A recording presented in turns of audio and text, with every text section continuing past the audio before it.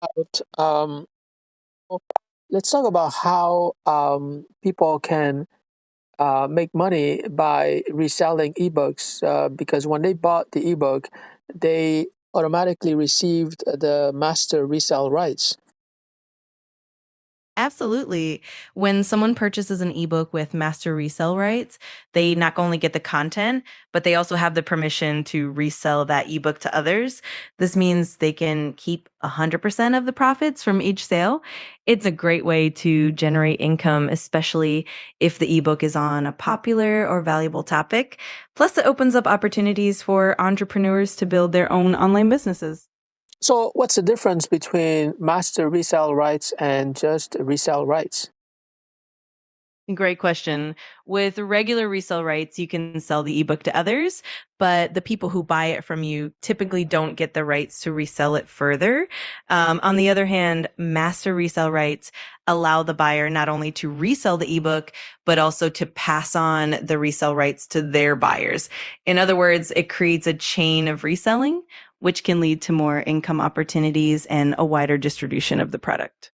Does that mean that with master resale rights, the master resale rights are written explicitly inside of the ebook? Exactly. Usually the ebook will come with a license or a document that outlines the specific rights granted. It will detail what the buyer can and can't do, and that includes whether they have the ability to resell the rights themselves. So the terms are usually clearly spelled out, making it easy for everyone involved to understand their permissions. So, can we say that a synonym for master resale rights can be transferable resale rights? Yeah, absolutely. Transferable resale rights is definitely a good synonym. It highlights that the rights can be passed along from one person to another, which is essentially what master resale rights allow. It's a great way to make that concept really clear. So, if I write an ebook, like when should I offer resale rights and when should I offer master resale rights? That's a great consideration. Typically, if you want to maintain more control over how the ebook is distributed and you want to limit the number of people who can resell it, then offering just regular resale rights is the way to go. But if you're aiming for a wider distribution and you want to encourage more people to get involved and create a sort of resale network, then master resale rights are perfect. It really depends on your goals and how you want to grow your ebook's reach. So, which one is more expensive? Like, if I transfer master resale rights, is that should I charge a higher price than with resale rights? Yeah, generally speaking, master resale rights do tend to command a higher price because they offer more flexibility and a broader potential for profit to the buyer. When someone buys master resale rights, they're getting the ability to resell the product and also pass those rights on, which adds a lot of value. So it's commonly charged a premium for that. On the other hand, regular resale rights would usually be priced a bit lower since they offer less flexibility. So, for example, I can sell an ebook with resale rights at $100, but if I include master resale rights, it could be $500. Is that correct? Exactly. That's a great example. The price difference reflects the added value and the potential for the buyer to earn more from reselling. So, setting that price point at, say, $500 for master resale rights would definitely be reasonable and attractive to buyers who want that flexibility. So, can you explain again, like somebody who gets the master resale rights, you're saying that they're more likely to generate greater profits than if they just get resale rights? Absolutely. When someone has master resale rights, they not only can sell the ebook themselves, but they can also give those resale rights to their customers. That means their buyers can then resell the product as well, creating multiple levels of profit. This cascading effect can significantly increase the earning potential compared to just having regular resale rights, where the buyer can only sell the product directly and not pass on those rights. But is it So possible? Sorry, is it possible for somebody with resale rights to make more money than someone who has master resale rights? it is possible depending on the context. For example, if someone with regular resale rights has a very large and engaged customer base or a highly effective marketing strategy, they could potentially earn more than someone with master resale rights, especially if the market is niche and not as competitive. It really comes down to how well they can leverage their rights and their audience. But in general, master resale rights provide more layers of potential profit, but it's definitely not a guaranteed outcome. Okay, so let's say we have Bob and Susan, and let's say that Bob's audience is made up of business people, and Susan's audience, like her network, is composed mostly of consumers. Would you say that it's better for Susan to get regular resale rights, whereas for Bob, it's better for him to get master resale rights because when he's selling the ebook to his audience of business people, they should be able to turn around and and resell the book and make money. Whereas in the case of Susan, her audience is made up of consumers who are not skilled or motivated to go into business. So in that case, it's better for Susan to just get the regular resale rights. Exactly. That's a perfect way to look at it. For Bob, since his audience is mostly business professionals, having master resell rights would empower them to further resell the ebook and potentially create additional income streams that can lead to a broader, more profitable network. On the other hand, Susan's audience, being mostly consumers, likely wouldn't have the same drive or capability to resell the ebook. In that case, regular resell rights would be more appropriate and simpler because it aligns better with their needs and their skill sets. So it's definitely a strategic decision based on the audience. So the way to market the ebook, is it different for someone who has resale rights as opposed to someone who has master resale rights? Yes, definitely. When you're marketing an ebook with regular resale rights, the focus tends to be more on direct sales to end consumers since the buyer's not passing on those rights. On the other hand, with master resale rights, the marketing strategy often includes emphasizing the opportunity for the buyer to earn through reselling as well. And this means you might highlight the potential income streams, the flexibility, and the business opportunities that come with it. So the overall marketing message and target audience do shift based on the type of rights involved. So, for example, Susan has the resale rights, so she could create webinars to showcase the value of the ebook. But in the case of Bob, his webinars should include methods for his customers to actually make money by reselling the ebook. Exactly, you got it. For Susan, the focus would be more on how the ebook benefits the consumer directly, like educating them or solving their problems. But for Bob, his webinars would definitely lean into the entrepreneurial aspect, teaching his audience how to profit by reselling the ebook and building a business around it.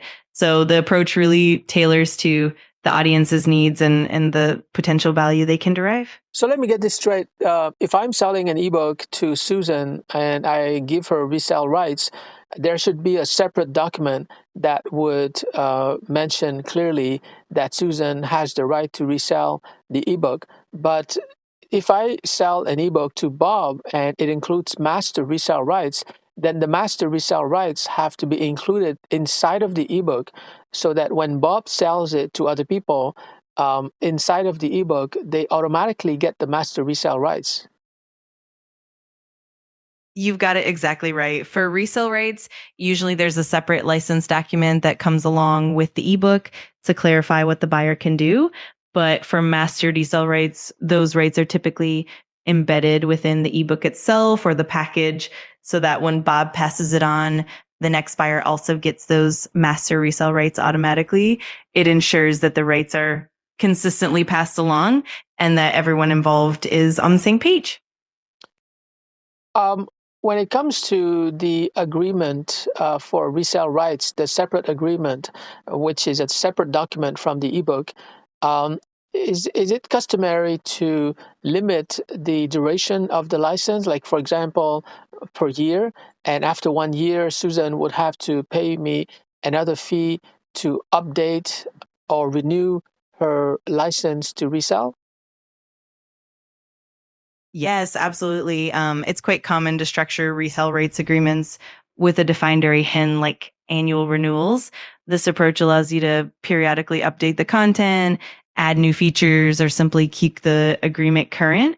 It also provides a recurring revenue stream for you and ensures that the buyer stays engaged and up to date.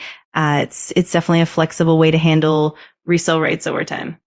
But with master resale rights, because they are written inside of the ebook, how do I set a time limit, or is it possible for me to set a time limit? That's a great question. With master resale rights, it can be a bit trickier since those rights are embedded in the ebook itself and are passed along automatically. However, you can still manage this by including a clause in the original agreement that specifies a renewal process. So, for example, you could require that after a certain period, the buyer needs to reaffirm or renew the license, or you can include a periodic update or maintenance fee. Another approach is to offer a new version of the ebook periodically, and only those who renew their license get the updated version. So it's definitely possible to incorporate time limits through those kinds of terms and conditions. Okay, but if I sell the ebook with master resale rights to Bob, and then Bob sells it to 10,000 people, I don't have any control over those 10,000 people. That's true. And that's one of the biggest trade offs with master resale rights. Once those rights are passed on, you lose a bit of control over how widely and in what way the ebook is distributed. It's a balance between expanding reach and maintaining control. That's why it's really important to clearly outline the terms and expectations in the agreement, and maybe even offer support or resources to help the buyers like Bob maintain quality and consistency. It's definitely a strategic decision depending on your goals. So, can you give me an example of several ebooks that are very popular and where it is profitable to include resale rights or master resale rights? Absolutely. Some popular examples often include ebooks on digital marketing, entrepreneurship guides, personal development, and health and wellness. For instance, ebooks that teach social media marketing strategies or how to build an online business tend to do really well with master resale rights because they appeal to entrepreneurs who want to resell them. Similarly, personal development ebooks like those focusing on productivity or mindfulness can also be quite profitable. Another great example is ebooks that provide niche knowledge like investing or cryptocurrency guides where people are eager to learn and then resell. These kinds of ebooks tend to be great candidates for including resell or master resell rates.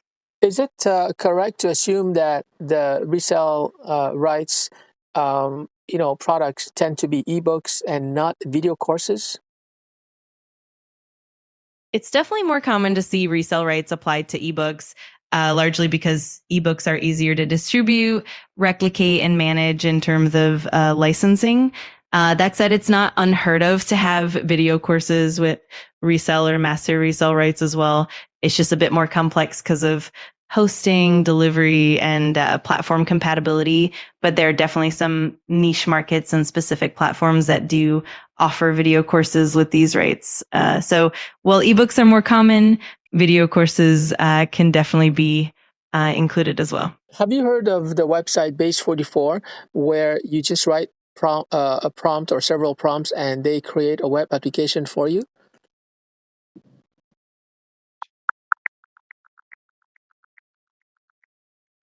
Yeah, Space 44 is indeed an AI powered platform that lets you generate web applications just by describing your idea in natural language. So you don't need coding skills.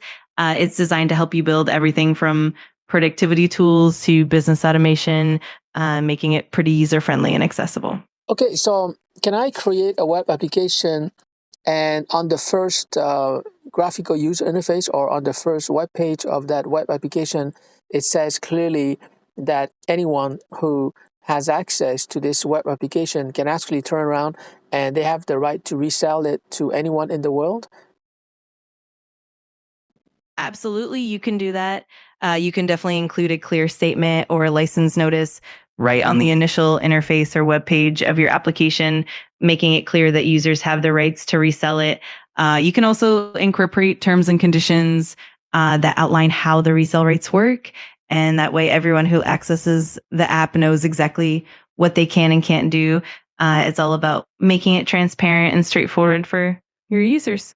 In the same way, I can create a video course, let's say of 60 minutes on YouTube, and it would be an unlisted video, so it cannot be found with the YouTube search engine.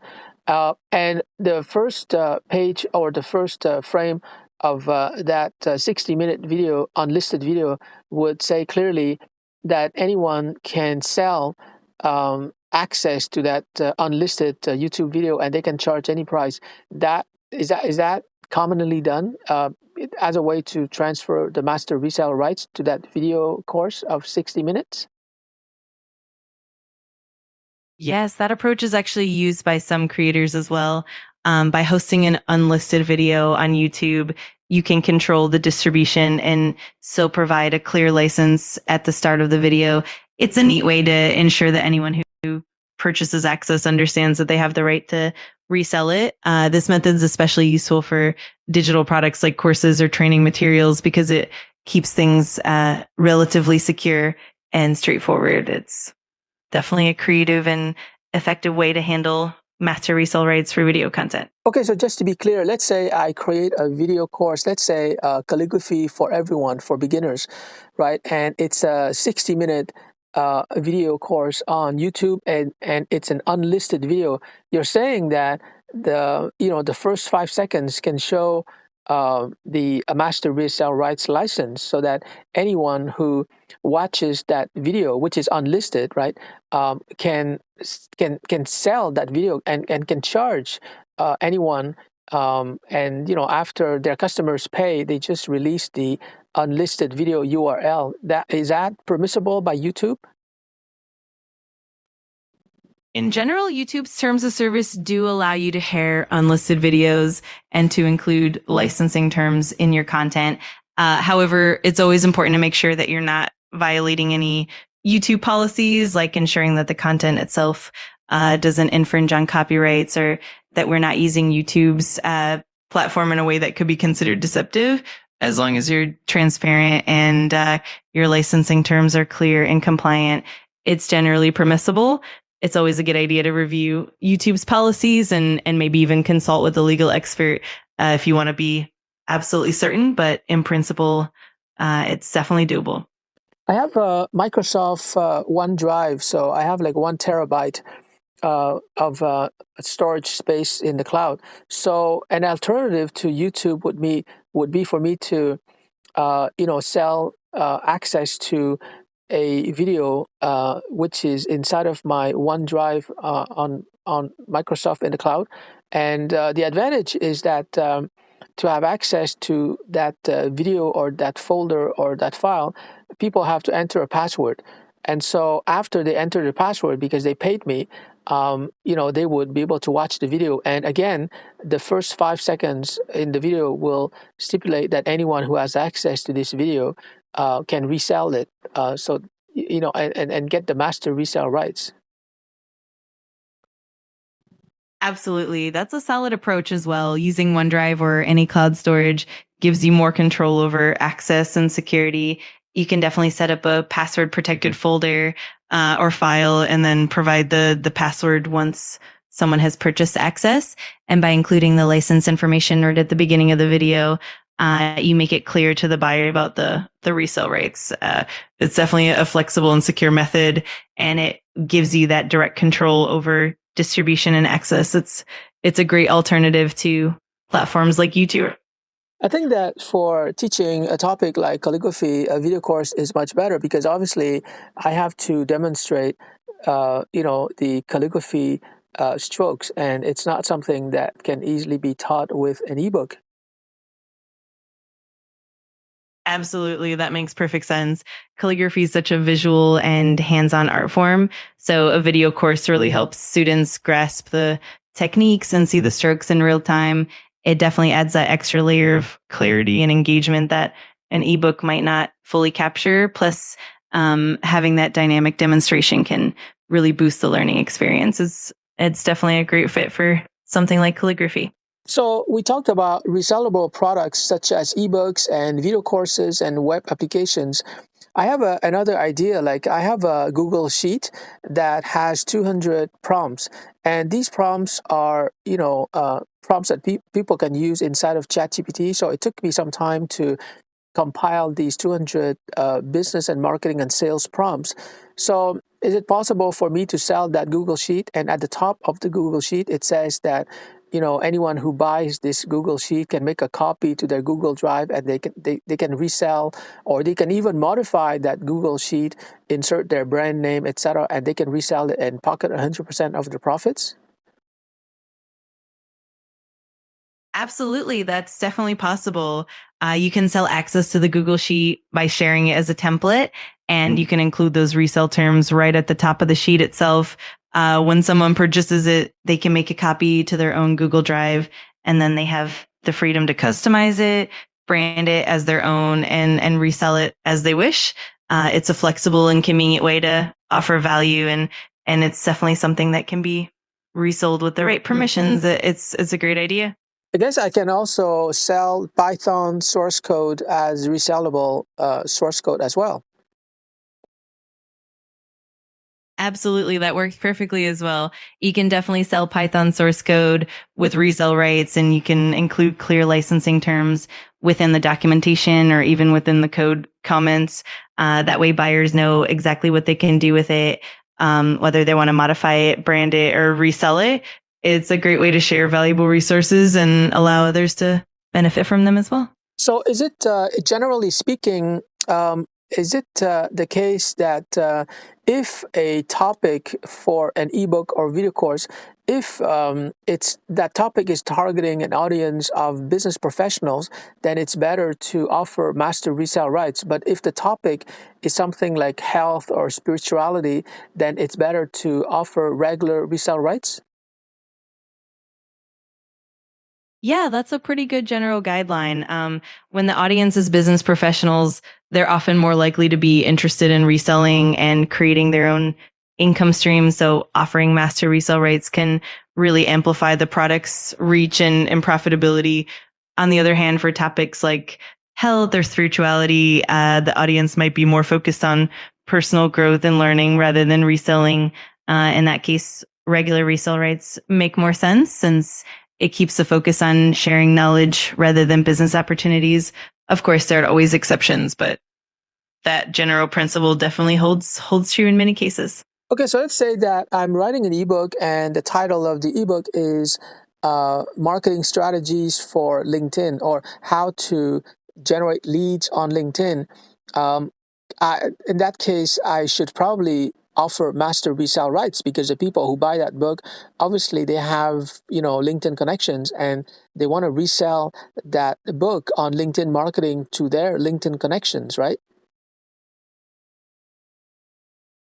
Exactly, that's spot on. When the topic is something like LinkedIn marketing, your audience is likely made up of professionals who are already invested in business growth and networking. By offering master resell rates, you empower them to not only benefit from the content, but also share it with their own networks, potentially creating a ripple effect. This can help the ebook reach a wider audience and create more opportunities for everyone involved.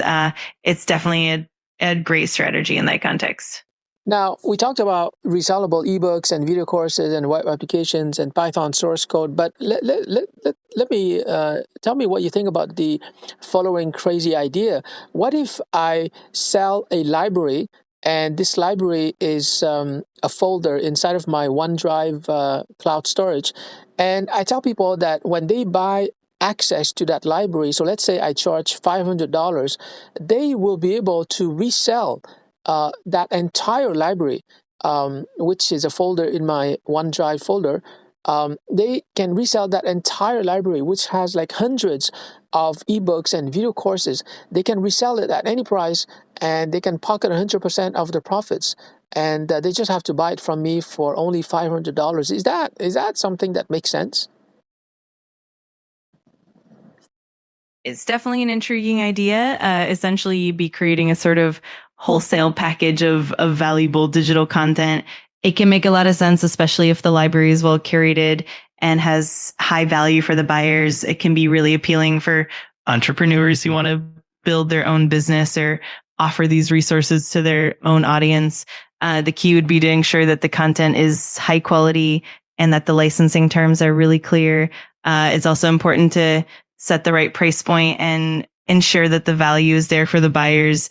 If done right, it can definitely be a successful model and create a win-win situation for everyone involved. So, for example, Bob, who has an audience of business people because he's a very well-connected business person, I can tell Bob that he can purchase access to my library of business training materials, including ebooks and video courses and web applications. And then Bob buys it for $500, and he turns around and he sells, that entire library to his business connections.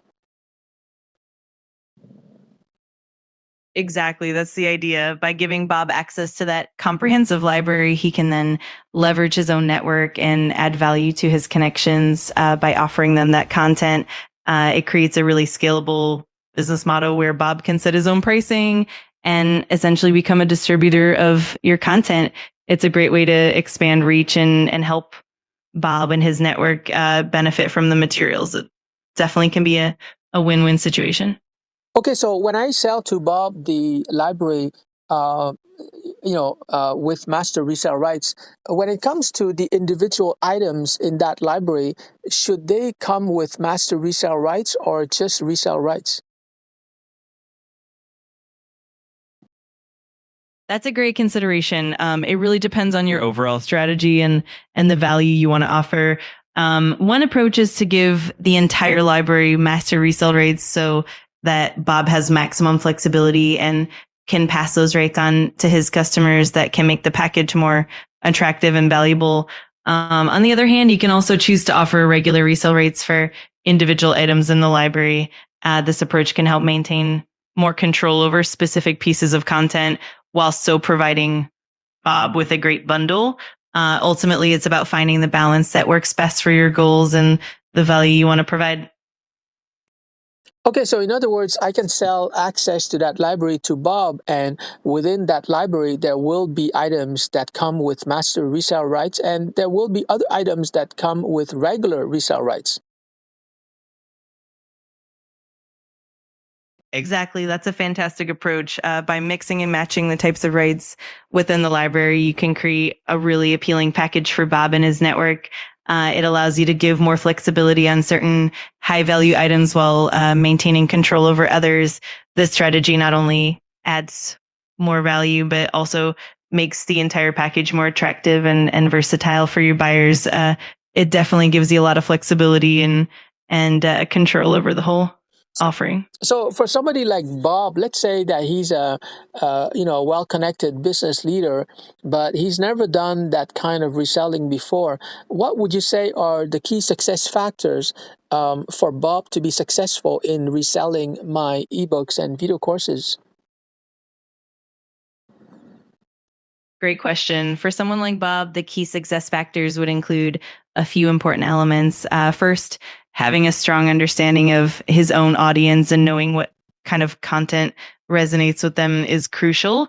Then building trust and credibility is key. So Bob should highlight the quality and value of the materials and perhaps offer some testimonials or case studies. Another factor is effective marketing and outreach. So leveraging his network and using channels like webinars, email marketing, or social media would help a lot.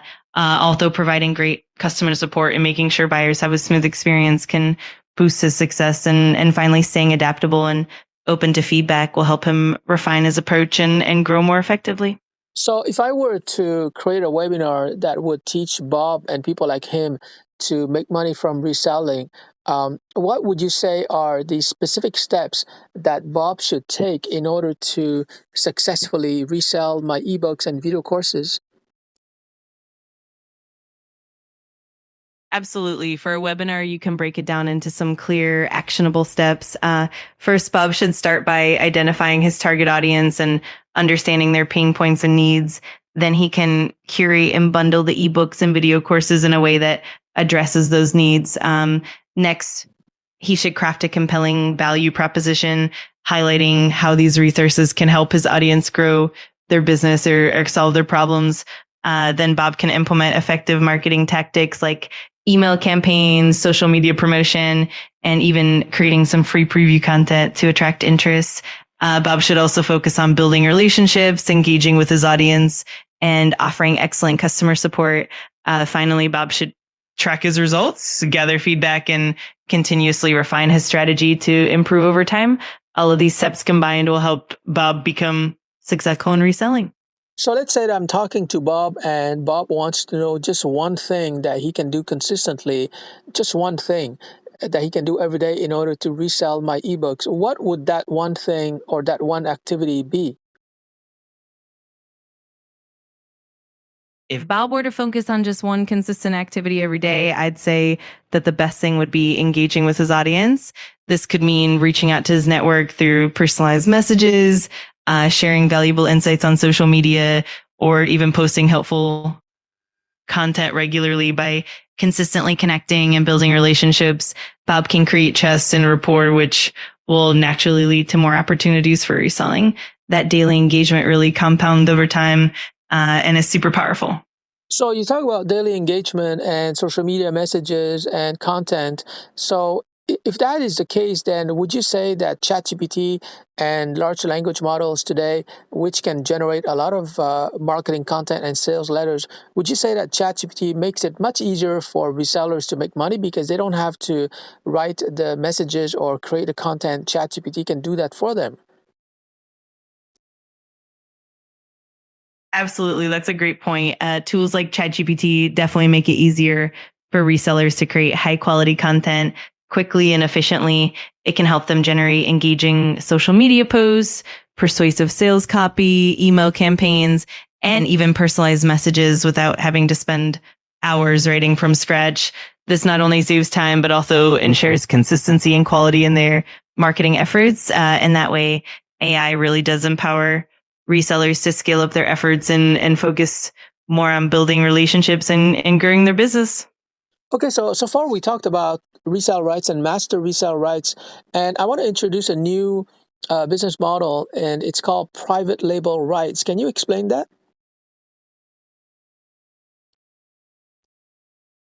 Absolutely. White labeling is a really interesting concept. Essentially, it means that you create a product or service and then others can rebrand it as their own. So when it comes to digital products like ebooks, video courses, or even web applications, white labeling allows someone like Bob to take your content, rebrand it with his own branding, and then resell it to his customers. It's a great way to expand reach and add value. And it's definitely another layer on top of resell and master resell rates. It can be really powerful for creating scalable business models. Okay, so I guess they call it white label because it's kind of like a blank label, right? I sell to Bob the product, the ebook, the video course, but there's a blank label, and Bob can put his logo and his brand name on that product. Is that why they call it white label? Exactly, you got it. The term white label really comes from that concept of having a blank or neutral label that can be customized by the buyer. It lets them put their own branding on the product, making it look and feel like their own creation. It's a powerful way to allow others to offer your content under their own brand, and it definitely adds a lot of flexibility and scalability to the business model. It's a neat and very effective approach. So, with white label products, if I understand it correctly, they just have the right to put their name and logo, but they cannot change the content of my ebook. Is that correct? That's right, exactly. Typically, with right labeling, the main focus is on rebranding the product. So they can add their logo, their brand name, and customize the look and feel. But the core content of the ebook, video course, or whatever it is, usually remains unchanged. This ensures that the integrity and quality of the original product are maintained. Of course, you can always set specific terms and conditions if you want to allow more flexibility, but generally the content stays the same. So, as the original author, I would retain the copyright. Exactly, yes. As the original creator, you would retain the copyright and ownership of the content. White labeling essentially grants the buyer the right to rebrand and resell, but the underlying intellectual property remains with you. This way, you have control over how the content is used and can protect your rights while still giving others the flexibility to market it under their own brand. What about private label rights? Private label rights, or PLR, are a bit more flexible than white labeling. With PLR, the buyer not only gets the right to rebrand the product, but they also have the ability to modify the content itself. This means they can change the text, add new sections, or even repurpose it entirely. PLR gives the buyer a lot more control and creative freedom, and it often allows them to essentially repurpose the content as their own. So while you still retain the original copyright, the buyer has a bit more latitude in how they use and adapt the content. It can be a really powerful model as well, depending on your goals. Okay, so I retain the original copyright, but if they modify the text in the ebook and it becomes very different from the original ebook, don't they get the copyright to their version of the ebook? Yes, that's correct. When a buyer significantly modifies the content, they can indeed hold the copyright to their new version of the work. Essentially, the new content they create is considered their own intellectual property. However, the original content that they started with remains under your copyright, and you can still retain the rights to that original material. It's a bit of a balance, and that's why it's important to have clear terms in the agreement. This way, both parties understand their rights and what's allowed. But what if their version is not that different from the original version where I have the copyright? What if they change just a few things and it still looks like my original work? Would they be able to legally claim copyright in that case?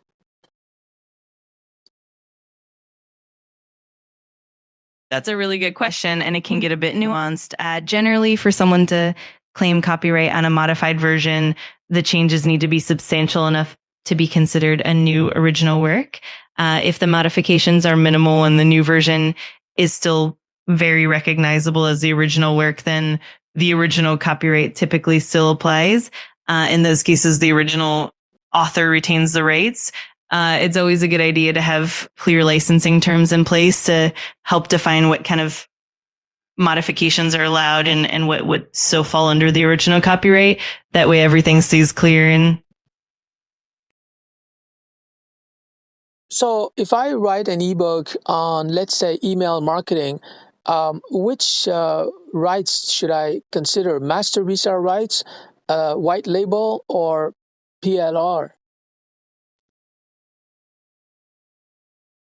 it really depends on your goals and how you want to engage with your audience and the buyers. If you want to maintain a bit more control and keep the original content intact, master resale rights are great because they let buyers resell your work without changing it. On the other hand, if you want to give your buyers more flexibility and encourage them to adapt the content to their own needs, PLR might be the way to go. It gives them the ability to modify and really make it their own. White labeling, on the other hand, strikes a balance by letting buyers rebrand your content without necessarily altering the core material. So if you're looking for more brand consistency and a bit more control, white labeling might be best. Ultimately, it depends on how much flexibility you want to offer and what kind of value you want to provide to your buyers.